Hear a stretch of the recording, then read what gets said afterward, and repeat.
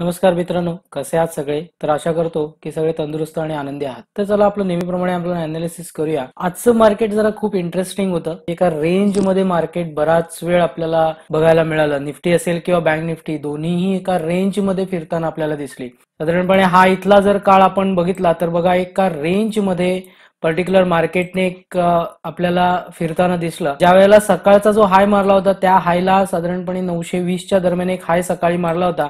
त्या हायला ज्यावेळेला ब्रेक केला त्यावेळेला तुम्हाला एक शार्प मूव एक 50 पॉईंटची इथे एक फास्ट येताना दिसली की जी शेवटच्या अर्धा तासामध्ये तुम्हाला बघायला मिळाली. एक 920 ते 970 ही एक तुम्हाला एक मुवमेंट इथे एक बघायला चांगली मिळाली.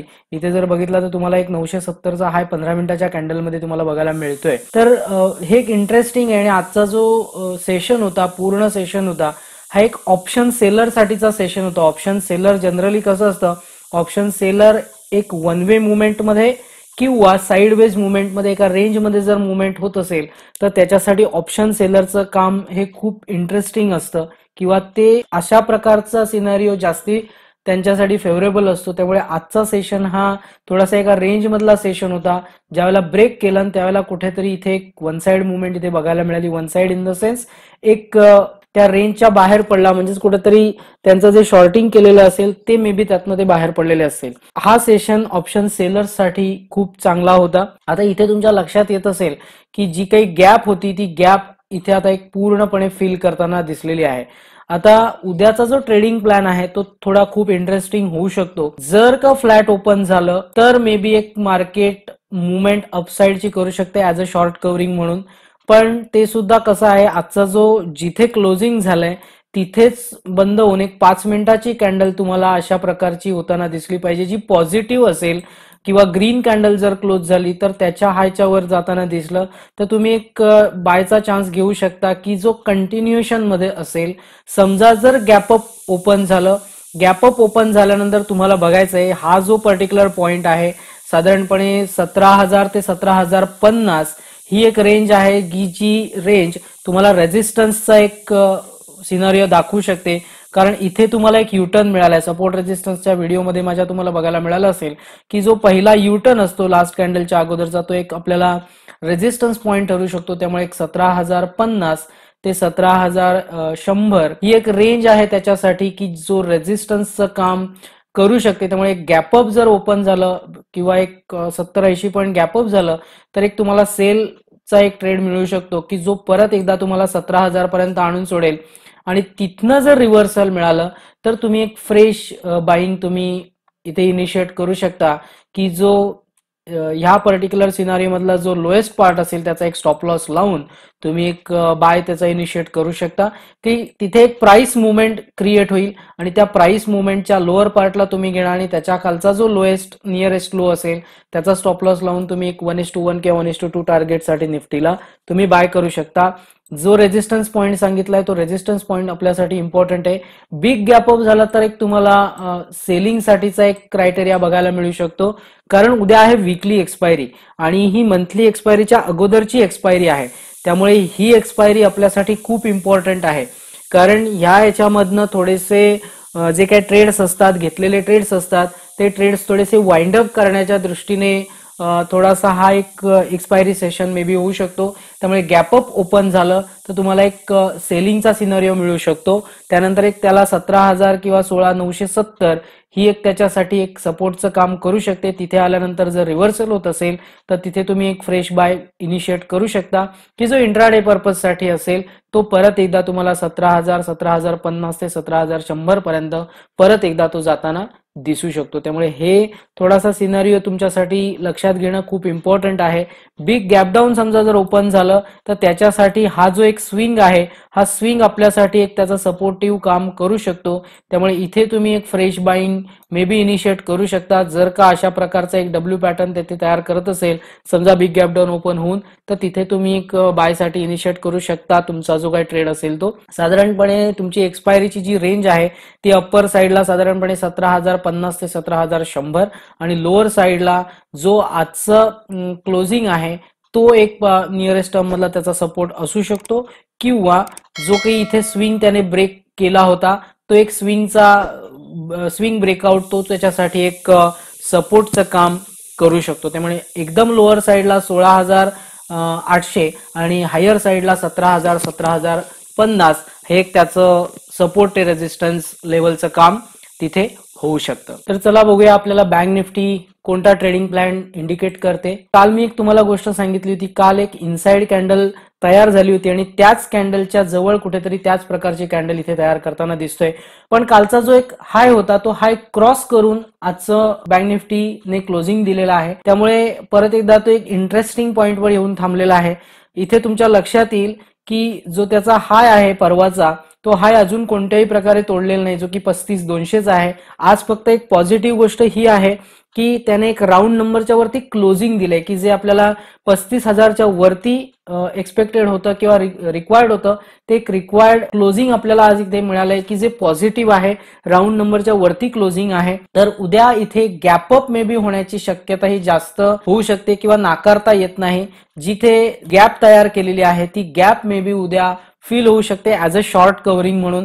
आणि जर का बँक निफ्टी ह्या वेळेने गेली तर त्या हिशोबाने निफ्टी सुद्धा जाऊ शकते. त्यामुळे त्या हिशोबाने निफ्टीचा सुद्धा ट्रेड घेणं रिस्क रिवॉर्ड रेशोच्या फेवरमध्ये आपल्याला इम्पॉर्टंट होऊन जाऊ शकतं. तर हे 35,200 हे त्याच्यासाठी एक नियरेस्ट हर्डल आहे. ते एकदा पार केलं, समजा जर फ्लॅट ओपन झालं आणि 35,200च्या जवळ तुम्हाला जर कुठेतरी होल्ड करताना दिसला आणि जर का ब्रेकआउट होताना दिसला तर तुम्ही एक बायचा चान्स घेऊ शकता की जो तुमचा नियरेस्ट जो तुमची कॅन्डल असेल त्याचा जो लो असेल तो लोचा स्टॉप लॉस लावून 1:2 टार्गेटसाठी तुम्ही इंट्राडे मध्ये बँक निफ्टीला बाय करू शकता की जो तुम्हाला 1:2 टार्गेट देईलच. त्याचबरोबर 200-300 पॉईंटची सुद्धा मुवमेंट तो इंट्राडे मध्ये करताना इथे दिसू शकतो. 200 पासून 500 पर्यंत जाण्याची त्याच्यामध्ये ताकद आहे. त्यामुळे 200 ते 300 point he fast movement may be मिळू शकते. तो आपल्याला कसं आहे, जनरली आपण 50 पॉईंटचा जर स्टॉप लॉस ठेवत असू तर 100 ते 150 पॉईंटची मुवमेंट बँक निफ्टीमध्ये आपण एक्सपेक्ट करू शकतो. जनरली 1:2 टार्गेट माझं सांगणं असतं, पण तुम्ही जर स्टॉप लॉस ट्रेल करत असाल तर तुम्ही त्या वेने सुद्धा काम करू शकता. त्यामुळे सेम वे जसं निफ्टीला मी स्ट्रॅटेजी सांगितले, सेम वे बँक निफ्टीला तुम्ही अप्लाय करू शकता. त्याच्यासाठी हा जो नियरेस्ट स्विंग आहे तो स्विंग त्याच्यासाठी एक सपोर्टचं काम करू शकतो. जर का बिग गॅप अप झालं तर तुम्हाला इथे परत एकदा एक सिनारिओ असा एक मिळू शकतो की बिग गॅप अप जर झालं, समजा 35,600 35,700-800च्या दरम्यान जर तुम्हाला बँक निफ्टी ओपन होताना दिसली तर इथे एक फ्रेश सेल पहिल्याच सेशनमध्ये किंवा पहिल्या सत्रामध्ये तुम्हाला बघायला मिळू शकतो. ज्या वेळेला तुम्हाला इथे 35,200 किंवा 35,000च्या दरम्यान रिव्हर्स होताना दिसेल त्यावेळेला तुम्ही एक फ्रेश बाय इनिशिएट करू शकता की जो तुमचा नियरेस्ट कॅन्डलचा जो लो असेल तो स्टॉप लॉस तुम्ही ठेवून. इथे कसं आहे की ज्यावेळेला first time gap up open झाल्यानंतर समजा खाली येताना दिसला तर खाली येऊ द्या, त्याला कोणत्याही प्रकारे तुम्ही ट्रेड घेऊ नका. किंवा गॅप अप ओपन झाल्यानंतर हा त्याच्यासाठीचा स्विंग हा रेजिस्टन्सचं काम करू शकतो. त्यामुळे इथे एक सेलचं मेकॅनिझम तुम्ही अप्लाय करू शकता. आणि त्यानंतर ज्या वेळेला इथे सस्टेन होताना दिसेल 35,000 ते 35,200च्या वर सस्टेन होताना किंवा रिव्हर्स होताना जर दिसला तर ह्या रेंजमध्ये तुम्ही एकदा परत बाय करू शकता.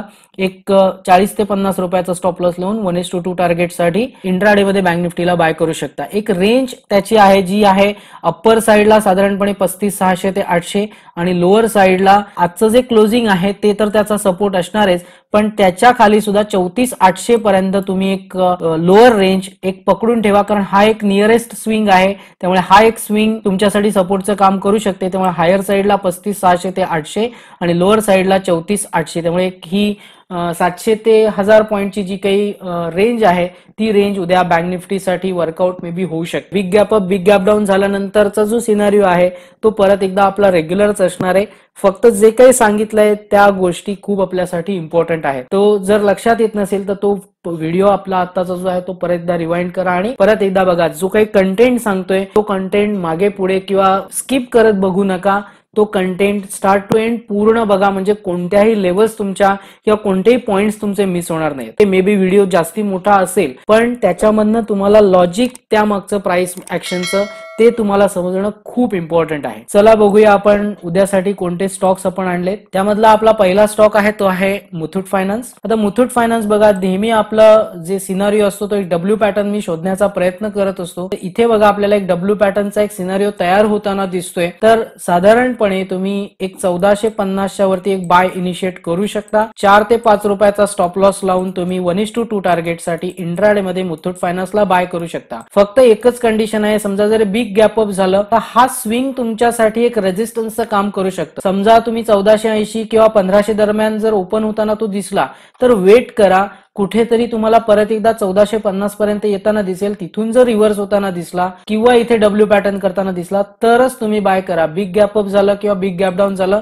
तर ह्या स्टॉक मध्ये एंट्री करायची नाही, कारण ती ब्लाइंड एंट्री होईल आणि तुम्ही त्या स्टॉक मध्ये फसू शकता. तर ही कंडिशन खूप इम्पॉर्टंट आहे. तर चला बघूया दुसरा स्टॉक कोणता आहे. दुसरा स्टॉक आहे आपला आयआरसीटीसी. आयआरसीटीसी बघा एक चांगला pattern same way W pattern इथे तयार करताना दिसतोय. ऍक्च्युली 2 दिवसाची मुवमेंट झाली पण उद्या एक्सपायरी असल्यामुळे त्याची एक फर्दर मुवमेंट मे बी होऊ शकते. हा जो स्विंग आहे त्या स्विंग पर्यंत तो जाण्यासाठी किंवा जाऊ शकतो. साधारणपणे 860 पर्यंतची मुवमेंट होऊ शकते. आजची जर कॅन्डल बघितली तर एक मारुबोजू टाईपची एक कॅन्डल आपल्याला बघायला मिळाले. आता ह्या कॅन्डलचे जे काही टाइप्स आहेत तर त्या संदर्भातली एक माझी प्लेलिस्ट आहे. कॅन्डल स्टिक्स बाय वेल्थलक्स असं जरी सर्च केलं तरी तुम्हाला ती कॅन्डल स्टिकची प्लेलिस्ट तुम्हाला मिळू शकते किंवा मी वरती आय बटनला त्याची लिंक प्रोव्हाइड करेन. ती लिंक बघा म्हणजे तुम्हाला एक कॅन्डलचे टाइप्स कळतील की कोणत्या टाइपची कॅन्डल आली की काय मुवमेंट मे बी एक्सपेक्टेड असू शकते. तो एक पॉइंट आहे की आपला ट्रेडिंग पॉइंट ऑफ व्ह्यूने आपल्याला त्या गोष्टी समजू शकतात. तर एक मारुबोजू टाइपची एक कॅन्डल केली की जी पॉझिटिव्हिटी दर्शवते. 845च्या वरती तुम्ही एक बाय इनिशिएट करू शकता. 2 ते 3 रुपयाचा स्टॉप लॉस ठेवून तुम्ही 1:2 टार्गेट साठी इंट्राडे मध्ये आयआरसीटीसी ला बाय करू शकता. तर जो काही माझा कंटेंट आहे तो पूर्णपणे एज्युकेशनल पर्पज साठी आहे.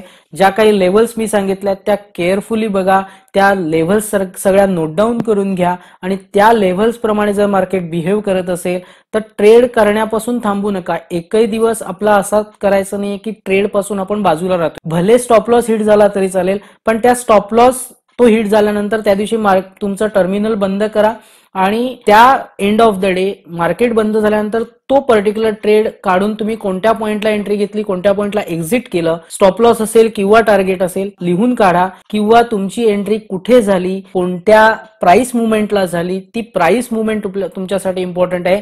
त्यामागचं लॉजिक समजून घेण्याचा प्रयत्न करा आणि जर का लॉजिक त्याच्या मागचं समजत नसेल तर मला कमेंट बॉक्समध्ये लिहून पाठवा किंवा टेलिग्राम चॅनलवरती मला पर्सनल पण माझं अकाउंट आहे किंवा टेलिग्रामला माझ्या कोणत्याही याला कमेंट तुम्ही करू शकता की जिथे तुम्हाला कमेंटसाठी मी ऍक्सेस देतो तो ऍक्सेस तुम्ही तिथे त्या कमेंटद्वारे मला द्या. कमेंट करा जेणेकरून मला कळेल की माझा अनालिसिस तुम्हाला कळते की नाही. तुम्हाला एक वेगळा वे तुम्हाला त्या अनालिसिस मधनं मी देण्याचा नेहमी प्रयत्न करतो. तर कंटेंट आवडला असेल तर कंटेंटला लाईक आणि शेअर करायला विसरू नका. या व्हिडिओमध्ये एवढंच. भेटूयात पुढच्या एक नवीन लर्निंग व्हिडिओमध्ये. तोपर्यंत थँक्यू.